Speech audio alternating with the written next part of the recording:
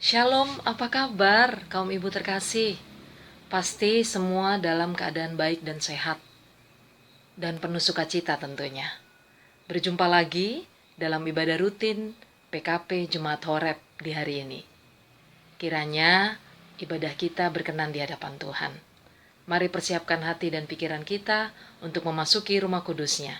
Dan kita sambut dengan memuji Tuhan dari Gita Bakti 256 bait yang pertama. Mari kita memuji Tuhan.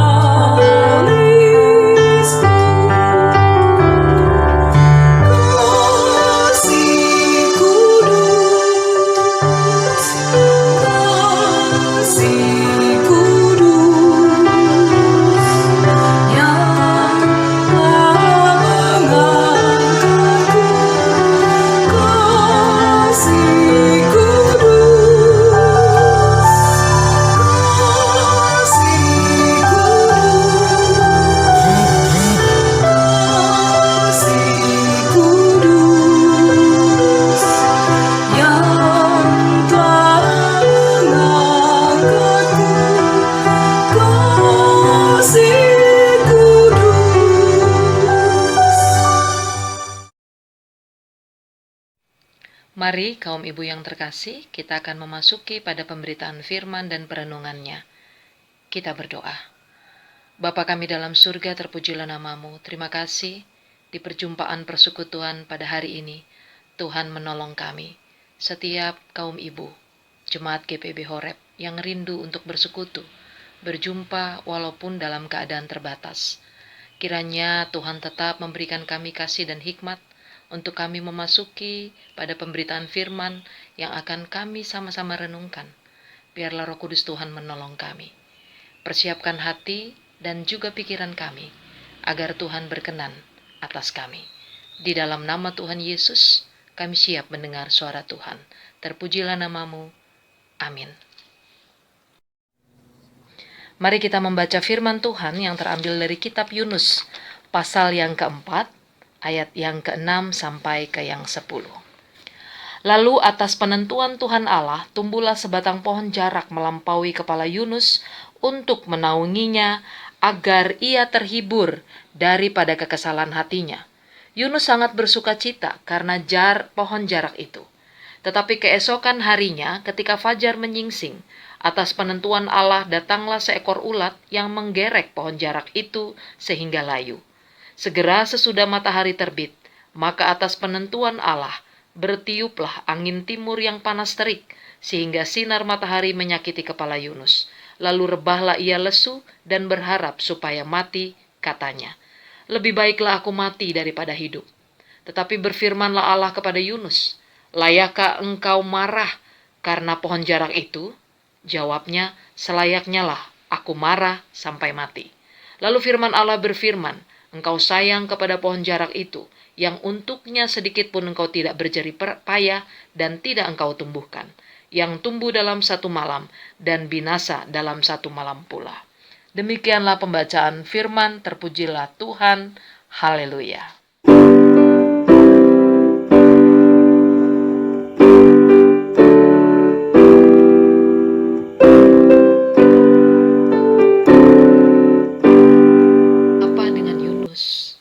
Mengapa dia marah dan bahkan menentang Tuhan? Karena Yunus merasa bahwa dia sudah bernubuat untuk Niniwe, walaupun itu menunjuk pada perintah Tuhan. Lalu dia merasa bahwa dia sudah berbuat dan mengetahui apa yang diperintahkan Tuhan bagi dirinya. Dan dia memikirkan dirinya sendiri, juga keselamatan jasmani bangsa Israel. Yunus sebetulnya tahu Allah itu panjang kasih, panjang sabar. Tapi ketika dalam pemikirannya yang dia pikir dia tahu segalanya, lalu pemikiran itu begitu kuat, sehingga menimbulkan konflik pada dirinya sendiri, dan itu menjadi pertentangan dalam hatinya.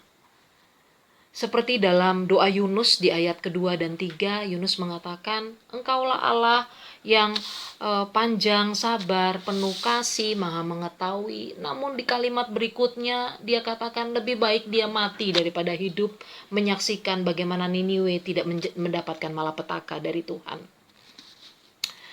Karena tidak puas dengan apa yang Allah akan lakukan untuk Niniwe, Yunus menantang Tuhan. Lamanya perjalanan hidup atau bersamaan dengan Yesus atau bersamaan dengan Allah tidak menjamin seseorang bisa berkenan di hadapan Tuhan. Ketika Tuhan melihat hati Yunus dan sikapnya yang tidak selaras dengan kehendak Tuhan, bahkan lupa akan kebaikan Tuhan. Ketika kehidupan kita pun tidak selaras dengan pengetahuan akan Tuhan, tidak selaras dengan kerendahan hati, tidak selaras dengan kehendak Tuhan, karena seringkali keinginan kita, egois kita, hasrat kita didahulukan daripada yang lain, bahkan mengatasnamakan Tuhan. Maka apabila kita ada di posisi demikian, ibu-ibu, kita telah melawan Tuhan. Dan sebenarnya Tuhan bisa langsung mengajar kita, karena Dia Maha Kuasa. Tetapi Dia tidak lakukan itu karena Dia punya karakter yang penuh kasih dan panjang sabar, sama seperti doa Yunus. Dan dengan kesabaran dan kasih-Nya itu Dia mendidik kita, sehingga kembali kepada koridor yang Allah mau. Ada banyak pengalaman hidup yang kita lalui sampai hari ini.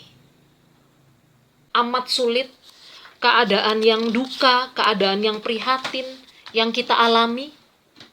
Apakah mungkin kita marah dan berpikir bahwa Tuhan lambat menolong kita, atau bahkan Tuhan tidak menolong kita? Apakah pengetahuan kita kepada Tuhan atau kedekatan kita kepada Tuhan membuat kita berpikir bahwa kita sudah tahu segalanya? Saya teringat satu lagu dengan judul Pelangi Kasih-Nya, di mana syairnya mengatakan tangan Tuhan sedang merenda suatu karya yang agung mulia, dan pada akhirnya kita akan melihat pelangi kasih-Nya. Ada harapan yang cerah dan begitu menyenangkan, begitu mengasihkan ketika kita mau merendahkan hati di hadapan Tuhan.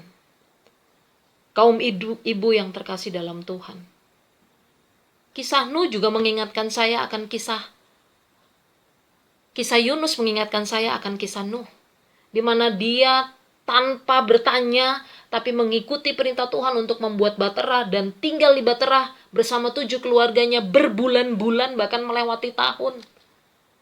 Dan dia tidak marah kepada Tuhan. Yang dia lakukan menuruti, melakukan, merendahkan hati dan taat kepada Allah. Pada akhirnya Yunus sadar. Yunus insaf akan kekeliruannya. Apa yang pantas menurut Yunus dan kita, apa yang baik menurut Yunus dan kita, apa yang benar menurut Yunus dan kita, jika bukan kehendak Tuhan, maka itu pasti bukan yang terbaik bagi hidup kita. Kita tidak layak marah, kita tidak layak komplain, kita tidak layak melawan Tuhan. Karena siapa kita? Kalau bukan karena kasih dan kuasa-Nya, kita tidak akan selamat. Mati dan hidup, baik dan tidak baik, suka dan duka, ada di kehidupan kita. Untuk kita belajar bahwa Dia sang pemilik hidup, bisa menentukan apapun yang Dia kehendaki untuk kebaikan kita. Tuhan akan menunjukkan kasih kepada setiap orang dan menjadikan kita saksinya. Karena Tuhan kita baik dan kasih. Karena Tuhan kita tidak pernah salah. Karena Tuhan kita selalu menepati janjinya dan indah pada waktunya. Mari bersyukur, kita tidak layak marah. Mari bersekutu, kita tidak pantas komplain. Mari taat dan setia, kita menjadi saksinya. Tuhan memberkati kaum ibu sekalian. Terpujilah Kristus. Amin. Dalam sukacita kasih-Nya, setelah kita dikenyangkan oleh kebenaran firman, mari ibu-ibu yang terkasih, kita akan memberikan persembahan. Dan sambil memberikan persembahan, kembali kita akan memuji Tuhan dari Gita Bakti 256, bait yang kedua.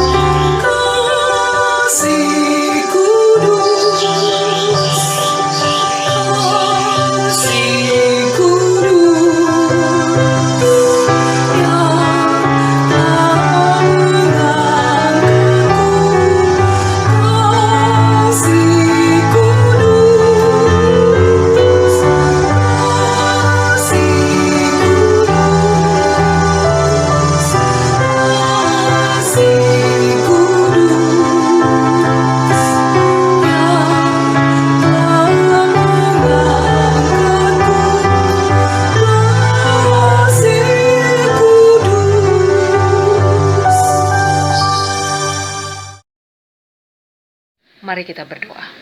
Segala puji, hormat, dan syukur kami naikkan ke hadirat-Mu yang kudus. Terima kasih untuk ibadah pada hari ini Tuhan, bersama seluruh kaum ibu Jemaat Horeb yang merindukan persekutuan bersama Tuhan. Kiranya Tuhan berkenan atas ibadah kami. Kami bersyukur, kami dikuatkan oleh firman Tuhan. Kami juga mau berdoa untuk seluruh keadaan yang terjadi saat ini.